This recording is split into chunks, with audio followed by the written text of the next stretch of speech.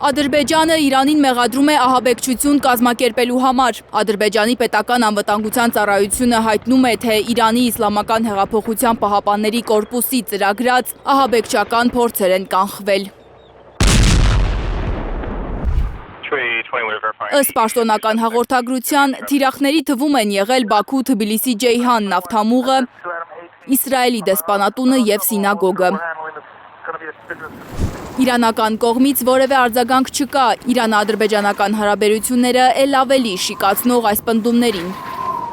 Իրանագետ Նվեր Դավթյանի համոզմամբ, եթե Իրանը հերքում է Ադրբեջանի օդակայանը թիրախավորելու մեղադրանքը և չի ստանձնում Բաքու-Թբիլիսի-Ջեյհան նավթամուղին հարվածելու փորձի պատասխանատվությունը, հավանական է, որ կեղծ լինեն Ադրբեջանի տարածած լուրերը։ Լարվածությունը առավել ևս նկատվում է հենց ադրբեջանական կողմում և նրանց քաղաքական մակարդակում արված հայտարարությունների տեսքով է դա նկատվում։ Հավանական է շարունակում մնալ վարկածը, որ հարվածը Ադրբեջանին Իսրայելի հակաիրանական սադրանքն է։ Սա Թեհրանի պաշտոնական դիրքորոշումն է նաև։ Ըստ փորձագետների,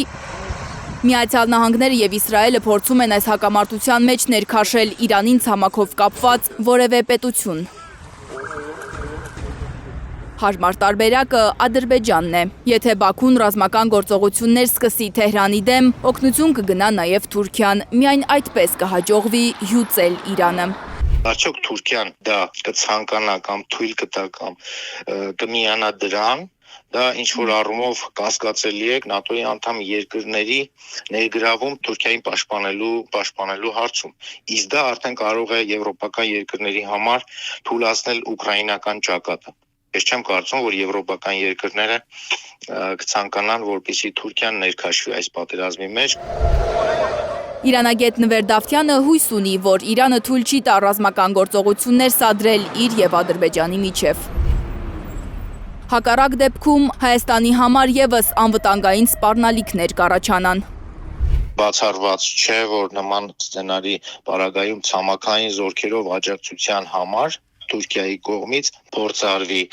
բացել Նախիջևանից դեպի Զանգելանի շրջան Սյունիքի հատվածով ինչ-որ հատված ճեղքել, որպեսզի կարողանան ցամաքային մատակարարումներ իրականացնել։ Եվ մենք նույնպես այս առումով ներքաշվենք այդ վտանգների մեջ, սպառնալիքների մեջ։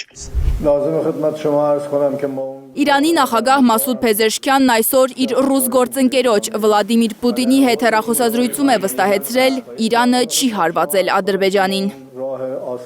Լանա Համբարձումյան, Գագիկ Տեր-Ղազարյան, Հայլուր։